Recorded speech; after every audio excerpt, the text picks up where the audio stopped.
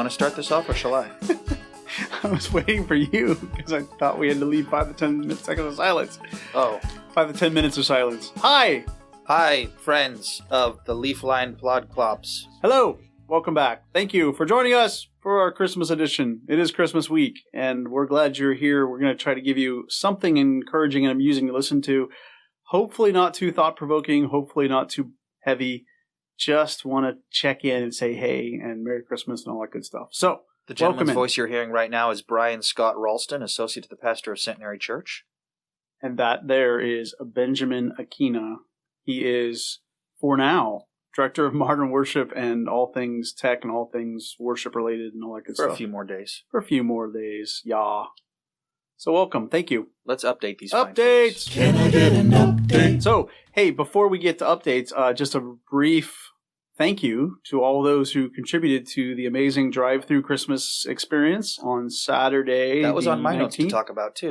Oh, look at that. It was great. Synergy.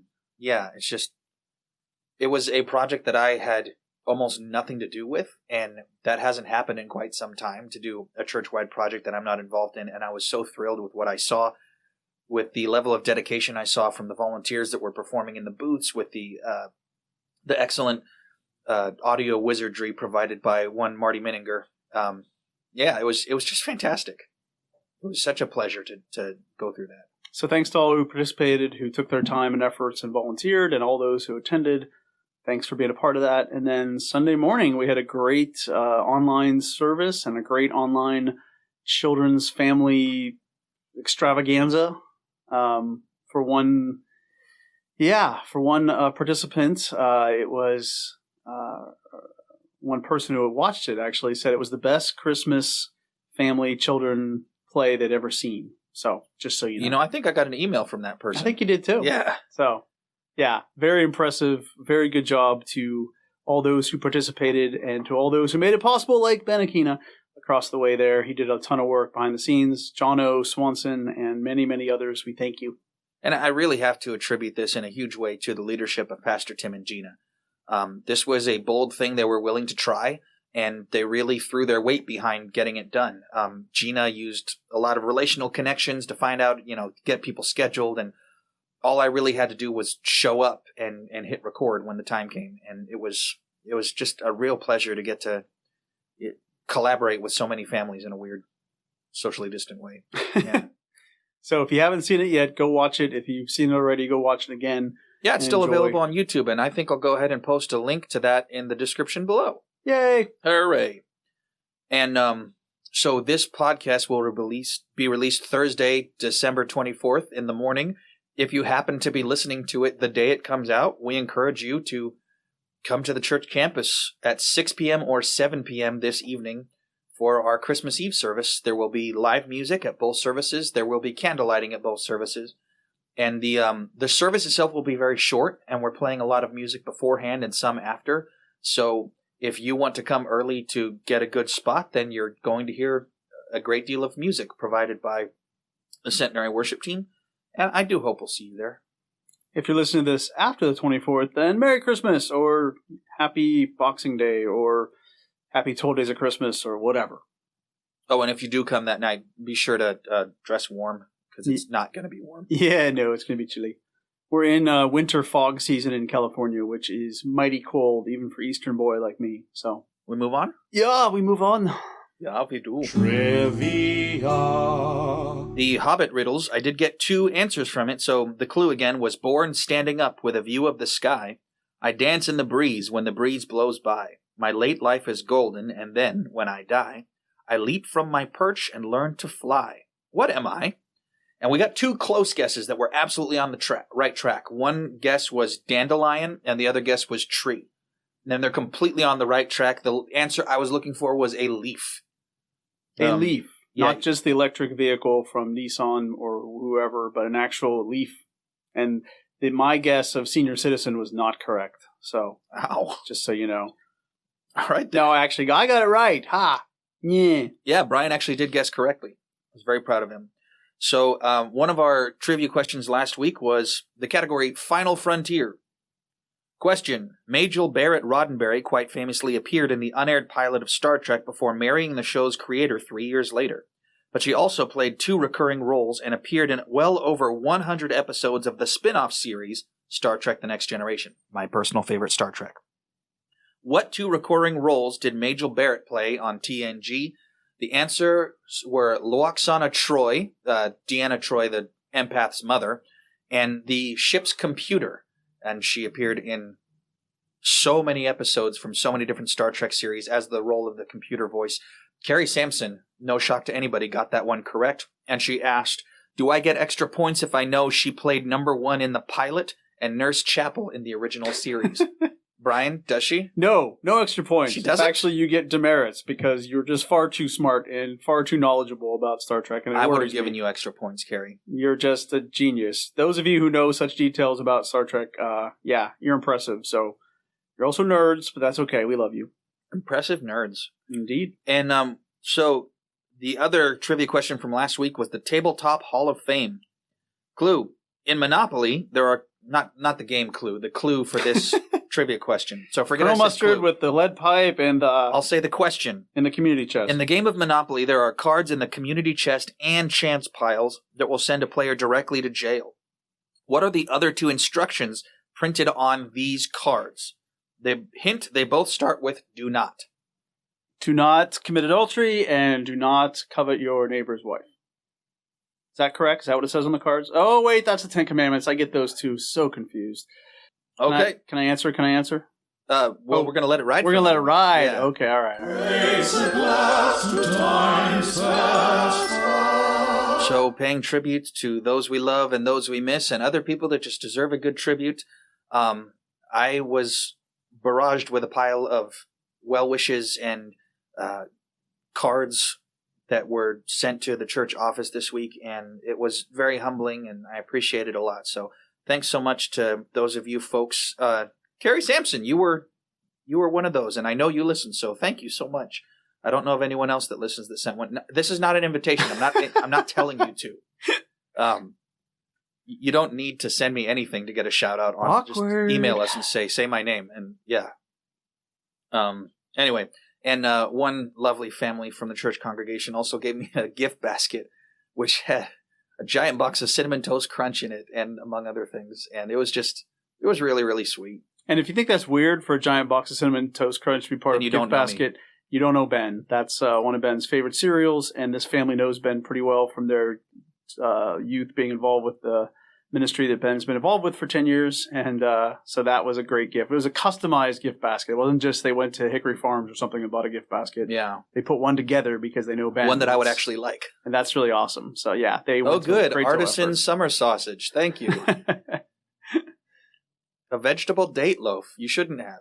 But this family went to a lot of extra trouble because they know and love Ben and want to give Ben friendly things like Cinnamon Toast Crunch. So yeah, message received, guys. Thank you. Brian. So, raise a glass at Christmas time for me is I miss Christmas Eve. I know that sounds weird because we're not even to Christmas Eve yet, but I have always enjoyed Christmas Eve, though it be a lot of work for those of us who are employed at Centenary. It has always been a part of my tradition going back to when I was a young pup. My sister moved here in 1984, and I attended my first Christmas Eve service at Centenary in 1984. So December 24th of 1984. So long heritage. So I will raise a glass to all those Christmas Eves past and all those who put work into it before I was even on staff. And then just the special time that it was. And it will be special this year, just in a different way. And then, I just raise a glass to Christmas Eve's past and Christmas Eve's future, I guess. Here, here. Clink, clink. Story time, 'cause the lockdown is boring. Story time. I love story time. For the lockdown is boring. So, Brian, when you were raising a glass to the fine Christmas Eves of Christmas Eve past, it got me thinking about one of my favorite Christmas Eve memories. So, I don't remember what year this was. This might have been 5 or 6 years ago. I, in November, went to go try on the suit that I was going to wear for Christmas Eve, and it didn't fit. And I was getting very concerned because that was a nice suit for me. I liked it, and I wanted to be able to wear it on Christmas Eve, and what else was I going to? And I thought, this has got to stop, Ben. And so I went on a crash diet as of that day, and just, no sugar, none of the things I love to eat. No Cinnamon Toast Crunch. No Cinnamon Toast Crunch. It was terrible. And I was just feeling myself getting thinner and frail all the time, and feeling ornery. And then on Christmas Eve itself, the Bell family gave me a delicious plate full of homemade treats, including like those pureed Oreo balls that are dipped in chocolate. Have you had those, Brian? Yes, I remember those. They are basically, nothing but sugar in I believe there was some like chocolate-covered Ritz sandwiches, and just, it was so bomb diggity. And so after the 7 p.m. service every year, the 7 p.m. is always the final one I'm involved with. It takes a while to tear everything down, especially because there's a bunch of people coming up on stage to take pictures at the altar. And it's really hard to get all of our stuff off stage. And my worship teams that are helping me tear down, they sort of peter out and, subtly disappear as time goes on. And then there's usually 10 minutes at the end where I'm just carrying my coat over my arm, and I've got my backpack and a whole armful of stuff, and I'm just walking around the stage making sure I didn't miss anything. And one of the things in my hand was that plate of delicious treats. And then I got back to my car and did not drive home right away. Now, keep in mind, I live 3 minutes away from the church. I sat in that car, and I just ate half of that plate by myself, going, oh my goodness, it's so yummy. So he binged on sugar and treats right after the service, and I believe he passed out in a sugar coma in his car and never actually made it home. And he froze they found me on the 26th. Very, very tragic. But no, that's I remember that, actually. You were quite ornery is the word for it. Denying yourself all good treats and everything for quite a while. But you fit into your suit. That's the good thing. I did. Yeah. You made it happen. You were like some sort of model that was starving to get ready for that big photo people shoot are always making that comparison. I know. Like, guys, I'm not a model. I don't do this professionally. Well, that's true. But what do you got, Brian? Mine is also a Christmas Eve story, and it is a Brian train wreck story, which is always fun. Who would let you drive a train? Well, exactly. Idea. I know. Tell me about it. But before Ben Aquino, there was actually a previous worship team and previous contemporary worship experience on Christmas Eve. And I was more involved than I even have been with Ben, just because I had kind of been responsible for getting there to be a Christmas Eve service that was contemporary, and so thus felt some responsibility. So I kind of planned it and did a lot. We had a great worship team, Matt Riddle and Wes McKinsey and Curtis Nelson and Tracy Riddle and lots of other amazing musicians and singers. And we had come up with Matt had come up with some great arrangements of some of the Christmas carols, and the first two in the service were both in the key of G and kind of had a similar strum pattern on guitar. And one was O Come Away Faithful, the next was Hark the Angels Sing. And I had started the service, and it was the first time we had done a contemporary Christmas Eve service, so I was a little nervous about how it would go over. And I very confidently welcomed everybody, and the worship team started, and I heard that guitar strum and key of G, and I thought, I'm the lead on Hark the Angels Sing, so I boldly started singing Hark the Angels Sing, only it wasn't that song. It was O Come Away Faithful. So I literally started the wrong song, and the worship team, being so in tune and so good, everybody just grabbed their chord sheets and flipped to the right song, and nobody missed a beat. We had a little bit of a longer intro than normal, but it was just smooth as anything, and they went with it. They followed me, and I led the whole team through Hark the Angels Sing, and the only one that was slow and looked like they made a mistake was the projectionist. So I knew it. I heard later get blamed on the projectionist. I heard later that there were people turning around, glaring at the projectionist, and shaking their heads and tisking because how could they get the wrong song? Get your act together, person. Weren't they paying attention? And so I actually apologized to the projectionist after the service because he took the heat, even though I had made the mistake, and no one else knew that I made the mistake except the worship team and the projectionist. And so I looked fine, but that was a good moment. That was one of those moments I went, oh my gosh, I'm so glad we love each other and we work together so well, because that could have been just, total Christmas Eve disaster, but disaster averted, went fine.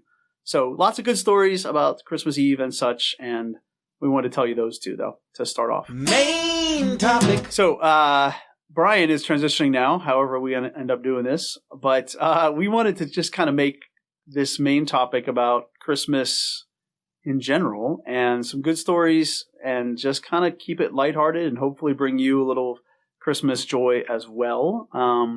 And so I was just going to tell a couple Christmas stories and make Ben listen. So if you're okay with that, Ben? Apparently. Go ahead. So another Christmas Eve tradition at Centenary and many churches is to sing Silent Night and light candles. And in my history at Centenary, there have been 2 episodes where that lighting of candles, there was an issue. One that is more recent, and I will not name the child or the family because some of you know this child and family. And this little boy was very curious about his lit candle, and he was probably a little too curious because he wanted to just get a really good look at that flame, and so he kind of held it up to his face, and he had forgotten that his mom was very into styling his hair and had put a lot of hair gel in his hair. And yeah, he caught the fringe of his hair on fire, and there was that lovely smell of human hair. And the mom didn't think anything of it. The mom just reached over and just kind of, patted her kid's head because it hadn't really caught on fire. It just had started to singe a little bit. But that smell pervasive throughout the whole sanctuary. And there was no panic. There was no anything. That boy just was used to that kind of stuff happening, and his family was too. So nobody even reacted. It's just everybody kept going, what is that terrible smell and what happened? That was about 2004, 2005, somewhere in there. About 20 years before that, there had been an episode at Centenary that was a little less quiet. A Silent Night was being sung, and everybody was standing, and this little boy was also amazed by his candle and had been kind of enthralled by it and was holding it very high and just looking at it as high as he could hold it and was singing Silent Night. And unbeknownst to him, he got it a little too close to the lady in front of him, who, remember, mid-'80s, big hair, lots of hairspray. And he got it really close to her lovely mane of hair, and the hairspray literally caught on fire. And the dad of the little boy saw what was happening and desperately tried to prevent an incident. And so this poor lady was just singing Silent Night, worshiping, and just gazing. And she felt a little bit of heat on the back of her neck, maybe, and just kind of went, "What? I wonder what that." And then before she could really even register it, the father on the back of the head. The father had flung his coat over her head and was beating her about the head, trying desperately to make sure her hair didn't catch on fire. And she started screaming, and it was quite the way to end Silent Night, or I would say to enjoy Silent Night when it wasn't so silent in Centenary Sanctuary. So that story has become legend. I wasn't there for that one, but that was a couple years, a couple years ago. But things happen. You got to laugh. It's just the way it works. So I got one too. Go for it. If you know me at all, you know I take my work here really seriously. I don't think in the last 10 years anyone has ever told me I need to work harder. And Brian, you've got a term for that. The way I take things too seriously, and it affects the way I treat people, including volunteers here. You're a fanatic. You're a martyr. Well, what Brian used to call me is a stress beast. I was trying not to say that because it's kind of mean. Oh, I like it. I would call it to him to his face. I would tell him he's being a stress beast and to cut it out. Yeah.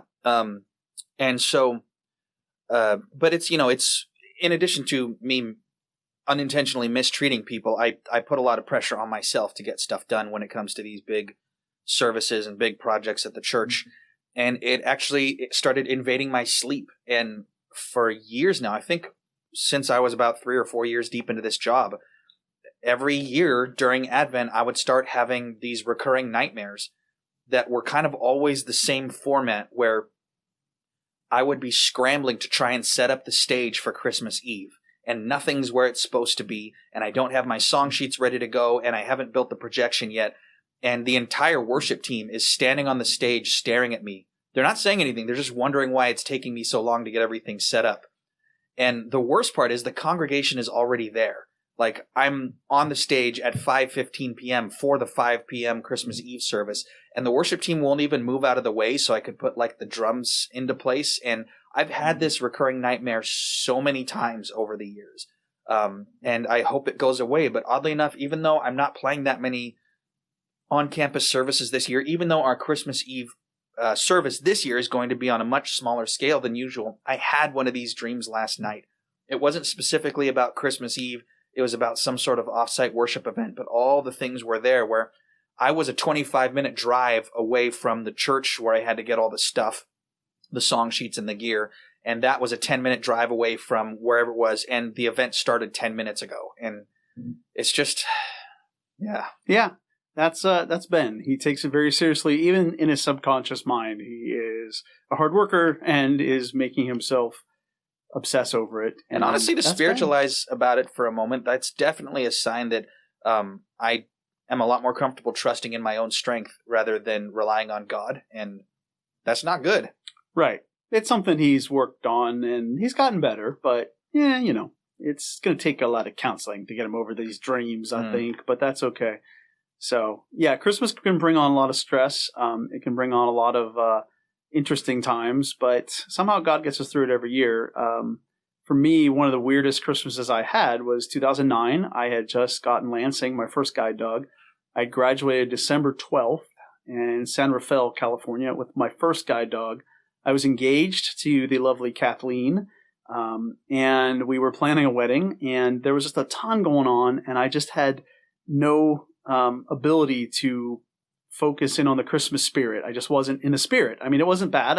Things were going very well. Life was very good, but I had so much other things going on with guide dog, with getting married, with many, many other things. And I had a lot of work. I had to catch up on being away for 3 weeks. At that time, the guide dog school was a 3-week residential training. So I had been gone from Centenary for 3 weeks. I'd been gone from my personal life, my chores, my life with Kathy, all of that, for a long time. And I had to come back and adjust this new reality of having a guide dog. Plus, I had to work and get caught up and plan and preach 2 Christmas Eve services and blah, blah, blah.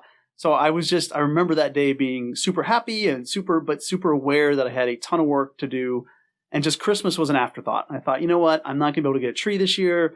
I always had gotten a live Christmas tree, but whatever. I wasn't going to decorate, even though I enjoyed decorating.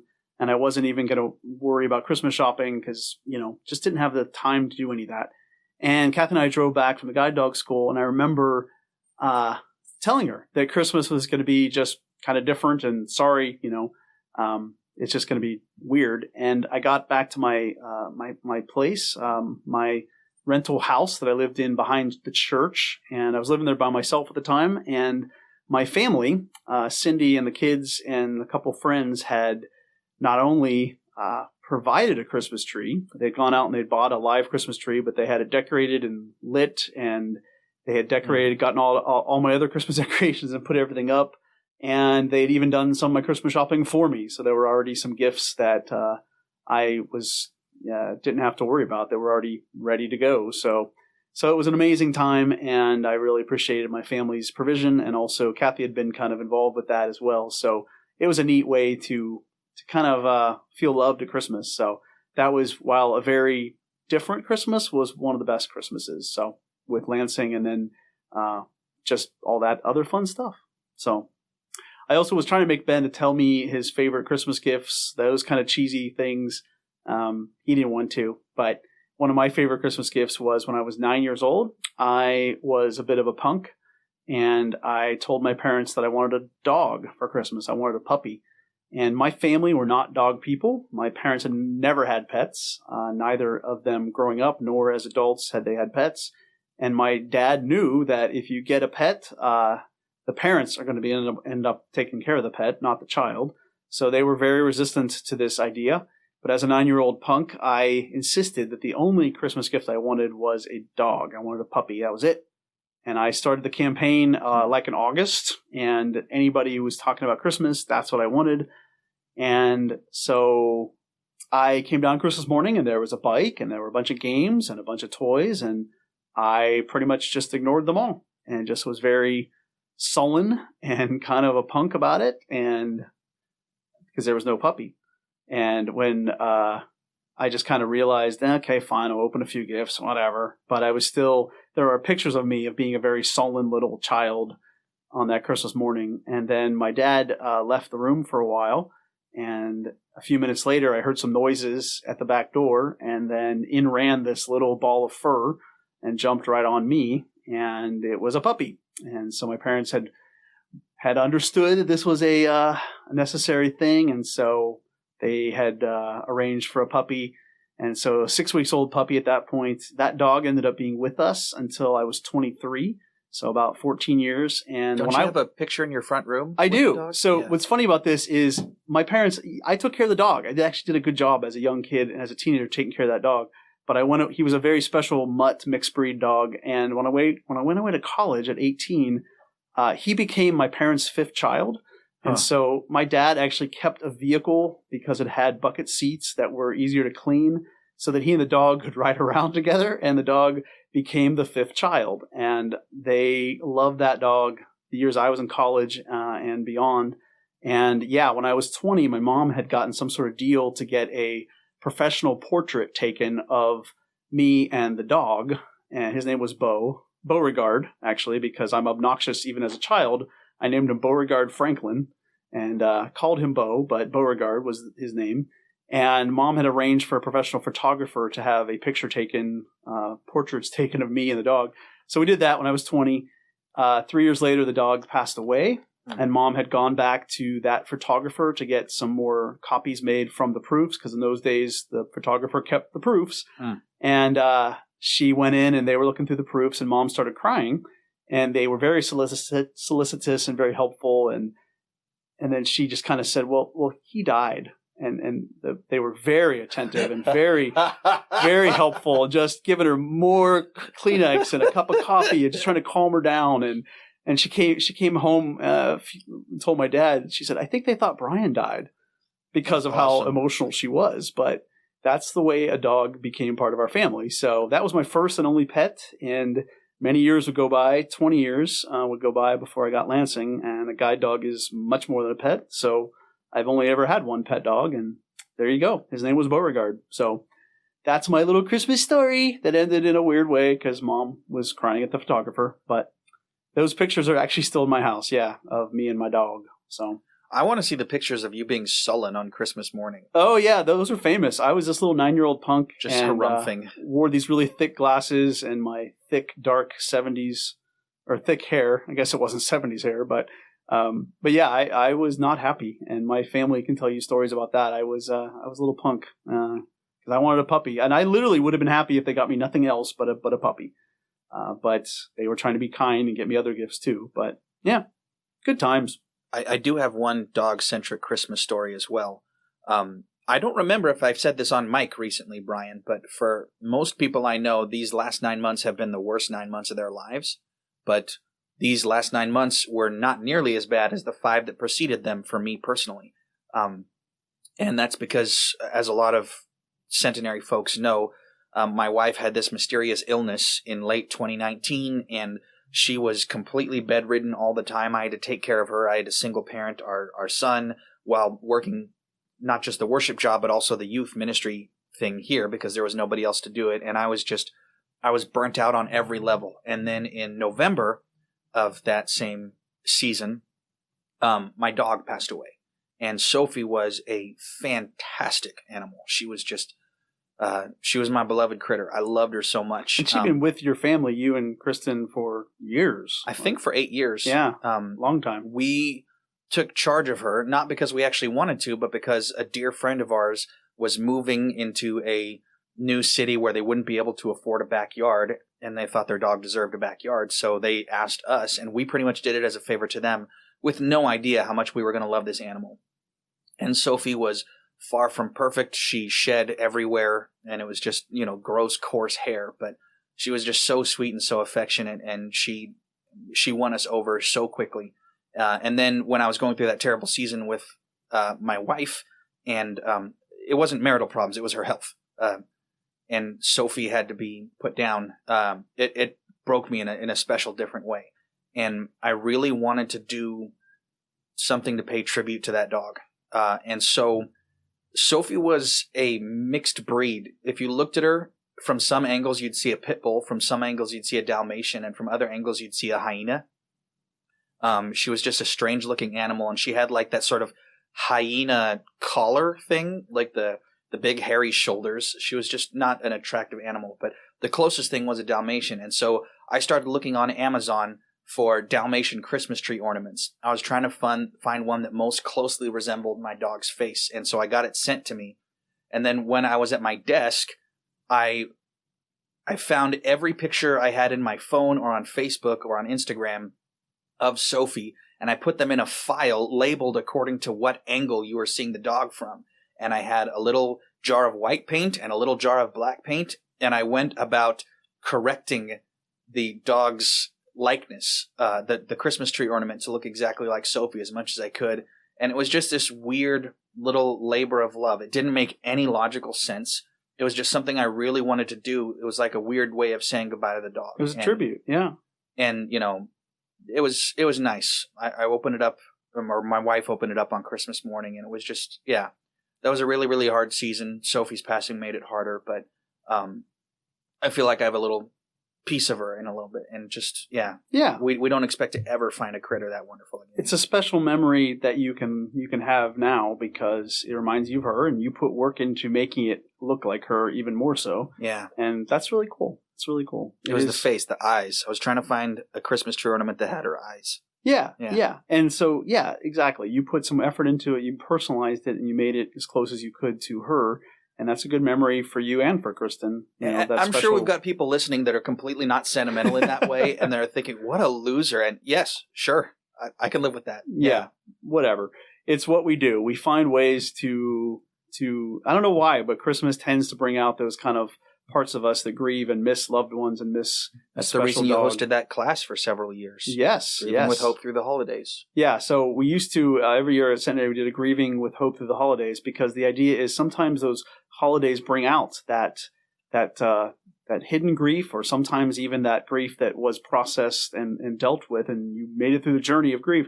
But for some reason, Christmas kind of triggers that again. I know I do that every Christmas Eve. I struggle to miss loved ones who've been gone for a long time. And I've gotten to the point now where I'm okay with that. I'm going to cry when I sing Silent Night. It's just the way I am, because I remember my grandfather used to play on the violin Silent Night every Christmas Eve. And I remember that very clearly from being a child. And so that starts me off. And then I remember other loved ones who aren't here with us anymore. And that just keeps and it's okay. It's a healthy thing to do. So be it a beloved pet, a beloved family member, a friend, a neighbor, if those kind of memories come back at Christmas time, embrace them and identify them. And it's okay just to kind of shed a few tears, and maybe a Christmas song or a Christmas cookie reminds you of someone. And that's a good thing. Those are good memories to have, though they make you sad temporarily. That's one of the things that we can do at Christmas time, is process through those and work through those and pray through those, and know that because of what we celebrate at Christmas, the incarnation of Jesus, that there is hope, there is joy, there is peace, and that's all possible through what Jesus did for us, and the gifts of the Spirit because of the cross and the resurrection. All that started, though, with the incarnation, and that's kind of what we need to remember. Look at that. I got all theological and spiritual without even realizing it. It's what I do. And I'd love to point out that the way doing this job has changed my perspective on Christmas. Yeah. In the last several years, I've started hitting this more and more heavily. But it wasn't just physical labor that I was doing all these years trying to put together Christmas plays. I spent a lot of time reflecting on the theology of the Nativity, on the theology of Christmas songs, which is why there's some that I just can't bring myself to sing anymore. And that's, it's really made this permanent divide in my mind between the celebration of the incarnation and a family holiday. And I love the family holiday. I love getting together with people. I honestly still love getting presents. Under circumstances, I like giving presents too, and I think all that stuff is great, but I can't think of that as Christmas anymore.